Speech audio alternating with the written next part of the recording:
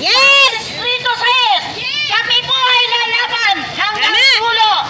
Sasamahan po namin ang aming Congressman Joey Uy! Oh!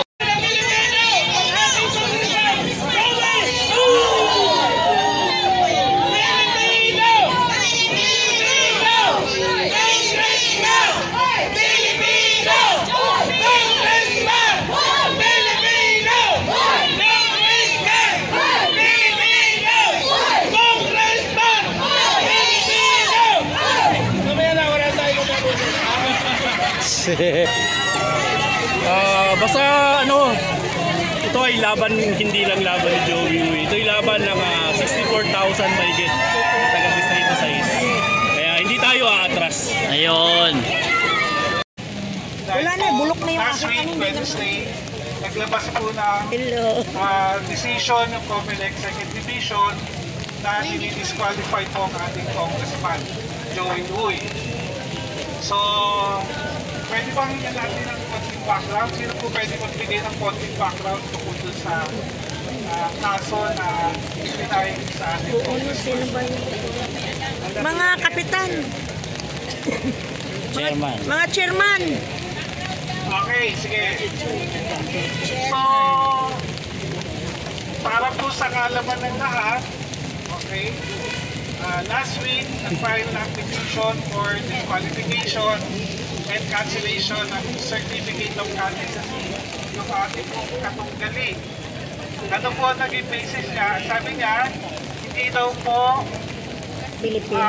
natural born Filipino yung ating congressman. Ang sabi niya, tungkol sa posisyon ng congressman, kailangan po ang qualification ayon sa batas ay natural born Filipino. So ano ba talaga yung tunay na istorya? Okay, pinanganak po si Congressman Joey Uy March 15, 1962. Ang tatay po niya, totoo po, Chinese national nung pinanganak siya. Pero ang kanyang pagkita ay natural born Filipina. Ang tatay at nanay po ng kanyang ina, si Lilia Icachua ay Pilipina. Ay Pilipino parehas. At siya po ay pinanganak dito sa Pilipinas. At sabi po ng katunggali natin, dahil daw po Chinese national yung tatay Kong Joey Uy ay susundin daw dun sa citizenship ng ama. At yung Hindi yung pwede. nawalan lang Ano say-say nung nanay? yung kanyang citizenship nung siya po ay nakasal. So ano po ba ang totoong istorya? Ang totoo po nito ay naging natural born po ang ating congressman. Paano po nangyari ito? Totoo po yung sasabi niya na Chinese po ang nationality ng father. Pero po, nung 5 taon po si congressman noong 1967, ay naging naturalized Filipino po ang kanyang father, Jose Uy. Tapos, sumunod na taon, 1968, yung nanay po niya ay na-reacquired, na-regain po yung kanyang citizenship. Kaya po siya ay naging natural born Filipino muli. Okay? So ngayon, nung nagkaroon po ng 1973 Constitution, nawala na po ng visa yung 1935 Constitution kasi nasign po ng ating katunggali. Ang sabi po dun sa bagong saligang batas ng 1973, pagka daw ang isa sa dalawang magulang, any of the two parents ng isang bata ay Filipino citizen, automatic o Filipino ang bata. Okay? So ang nangyari po, dahil po na-regain yung nanay noong 1968 ang kanyang citizenship, ayon sa Supreme Court, naging Filipino citizen, natural born Filipino citizen, si Joey Uy. Kasi sa saligang batas noong 1935, ang sabi doon, pagka daw ibalik yung citizenship ng nanay, kailangan daw pagka tuntong sa 9-0 kami sa 840. 18 years old yung bata, kailangan ay mag-elect o mag-choose siya yung citizenship kung siya po ay pipili na maging Pilipino. Pero sabi po ng Supreme Court, binago na noong 1973. Bakit binago po na 1973? Kasi sabi ng Supreme Court, hindi po naging makatarungan yung dating Constitution 1925. Kasi nagkaroon po na isang sitwasyon na kung saan pagka daw yung mga anak na foreigner at tatay mo at Pilipina ang mother mo, hindi ka itinuturi na Pilipino. Pero pagka ang tatay mo ay Pilipino at ang nanay mo ay foreigner, ikaw po ay isang Pilipino. So hindi po naging makatarungan.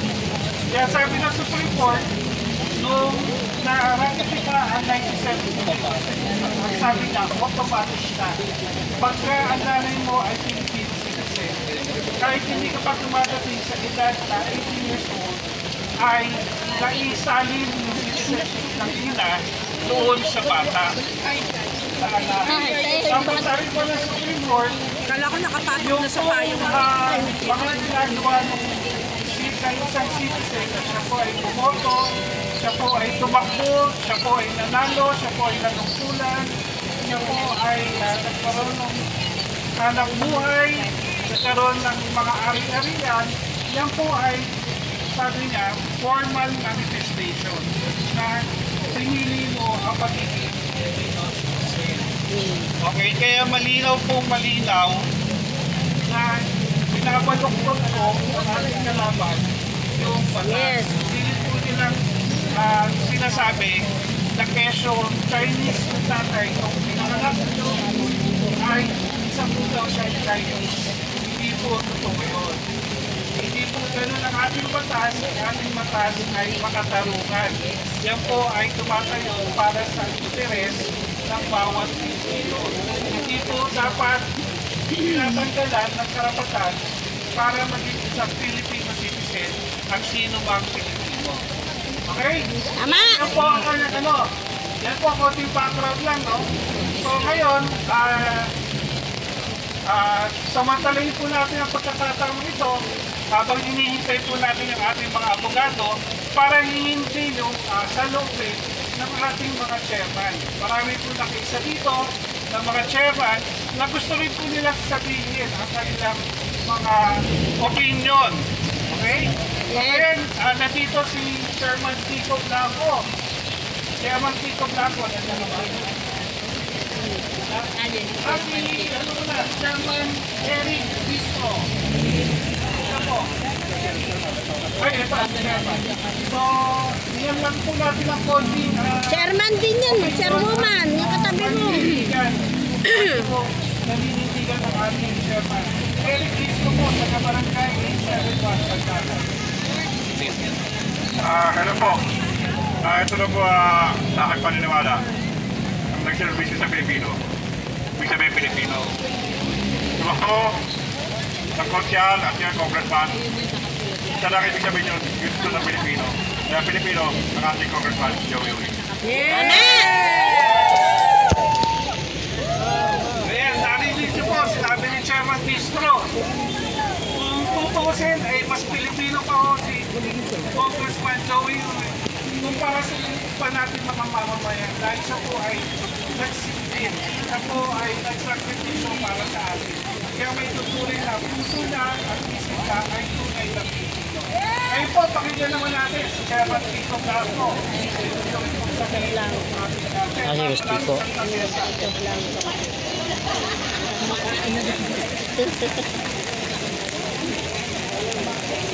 Magandang hapon po sa ating lahat, sa lahat ng taga-suporta ni Congressman Joey Uy. Si Joey Uy po ay nakasama ko 1998. So, sa dalawang dekada niyang paglilingkod, Pilipino. Yes. Diba? Talagang Pilipino. Kaya lang, hindi matanggap ni Boy Dila. True! Totoo yan! Belat! Natalo na siya. Talo na! Pahinga na siya. Tama! Sa puso, sa salita, sa gawa. Joey Uy tayo! Joey Uy. Kaya mga kasama, dapat manindigan tayo. Tama. Tayo sa tunay na congressman Yes. dito. Nagsalita na mga taga-sayis. Nak, yung payong mo na. Ay si Joey Uy. Mabuhay ka, Joey. Andito kami. Yes. Salamat. Okay, ito, pakinggan naman natin isang malapit na... Hoy, matagal na para kayong magjowa. Ayaw nyo maghiwalay ah. Okay, pakinggan po natin si Chairman Ray Floro. Nahiya siya, nahiyain niya sa personal. Okay, isa pa lang gusto magsalita. Wala naman. Yan ang. Ito na po yun. Che, paglaban mo. Isang magandang hapon po sa ating mga kadistrit. Hi. Alam ko yung sinasakripisyo po natin ngayon, alang-alang sa ating congressman, kasi Congressman Joey Uy.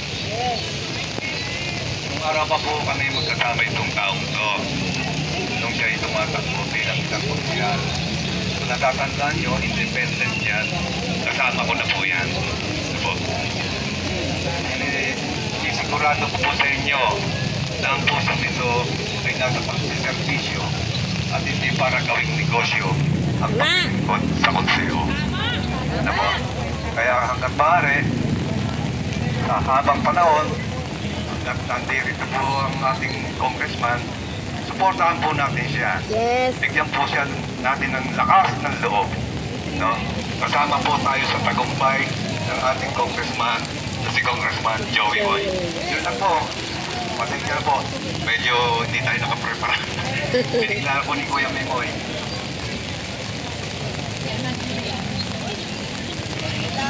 Maraming salamat, Chairman Ray Floro. Mula naman po sa Pandakan, Barangay 833. Pakinggan po natin ang ating maliit pero matapang na Tapang yan. chairwoman. Kumari ko yan. Kumari ko yan. Katuwang ko yan sa kasal. Magandang ipapon po sa inyo lahat. Mga binalisang chairman ng Pandakan po. Yes. Lubos po ako naniniwala. Ngayon pong eleksyon na to, si Congressman Joey Uy po ang dapat pong maupo. Tama. Ang dapat maupo. Aminin po natin na natalo yung kabila. Dapat Talo na. maupo ng pagkatalo. Tama. Ano po natin, Congressman Joey Uy! Maraming salamat, Chairman Emilia. Ngayon, meron naman pong isang matigas na chairman. Taga-Pandakan din. Gusto magbigay ng kanyang salubin. Tawagin po natin si Chairman Marlon Rivera, Barangay 867.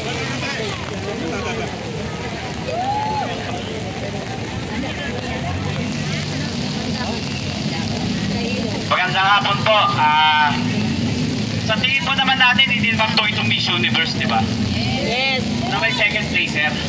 Wala. Nakapit po natin yung katotohanan na ang pinili ng taong bayan ng 6th District ay si Kong Joey Uy. Yun naman po ang lumabas sa hula. At kahit magpahula po ulit, o magkaroon na re-election, Kong Joey pa rin po ang lalabas. Dahil siya po, ang tinalaga at inalal ng tao ng 6th District. Kong Joey po tayo. Maraming Kong salamat po. Joey Uy! Salamat, Chairman Marlon Rivera. Ngayon, pumunta naman po tayo sa Santa Ana. Tawagin po natin ang isa sa mga matapang na mga dating punong barangay. Kasama po sa Sukong Heights. Walang iba po kundi si Chairman Edward Carvajal ng Barangay 874. Sige po, mga kasama, magandang hapon po. Tayo po ay nandito para makiusap po sa COMELEC. Huwag niyo pong hayaang babuyin ng ang naging desisyon ng District 6. Binoto po si Congressman Joey Uy ng majority ng mga taga-distrito sa East. So sa batas po, siya po ang dapat na maupo bilang congressman ng aming distrito. Siya po ang lehitimong congressman ng District 6, wala nang iba. Yung talunan po, better luck next time na lang po. Yes! Magpahinga na! Ang sa amin, kung sino po ang binoto namin, respetuhin niyo po sa gratis Yun, ng boto tama. ng bawat mamamayan. So dapat Irespeto. po, paupuin niyo po, parang awa niyo na po.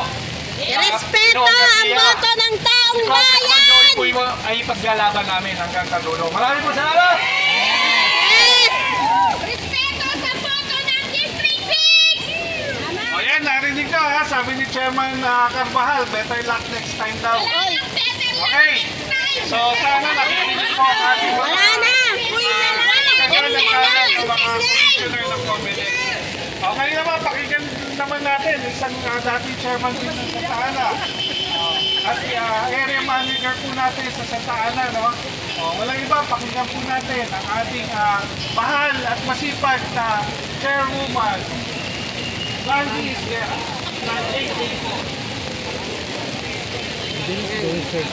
Magandang hapon po sa ating lahat. Magandang hapon po sa ating pamunuan ng Comelec.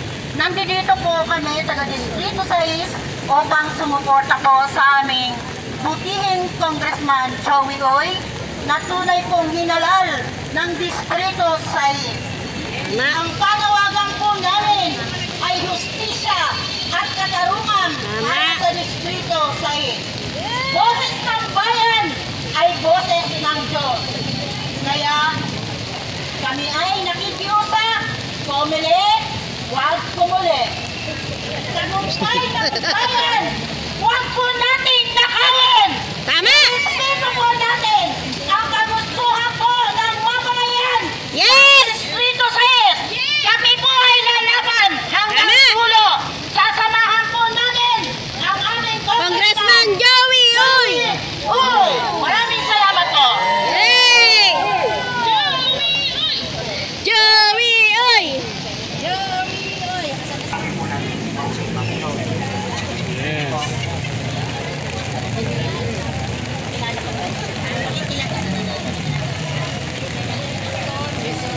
Nandito rin po from Santa Ana, Barangay 880, Chairman President Vargas. Magandang hapon po sa lahat ng mga kapanalig ni Congressman Joey Uy. Masasabi ko lang po, tagal po natin panalangin. At ang pinagpulagalaban natin ang kanilang aksyon. Ipagkita naman po na landslide. Pagkita po landslide po. Pinagpamalaki po. Pero sa ngayon po, patuloy po tayo nakikibahan. Pero mas maganda po kung natagdagan po natin ang panalangin dahil wala po yung posible sa Diyos. Maraming salamat po. Barangay 893, kagawad po yung ating Chairman Juan Villanes. First time kagawad, pero napakatapos po siya po. Iuto-uuro sa anumang laban. Kagawad Joel Papadilla. Oh, Ubadilla! Si atras sa amin. Ang boto po niya wala po siya kalahati.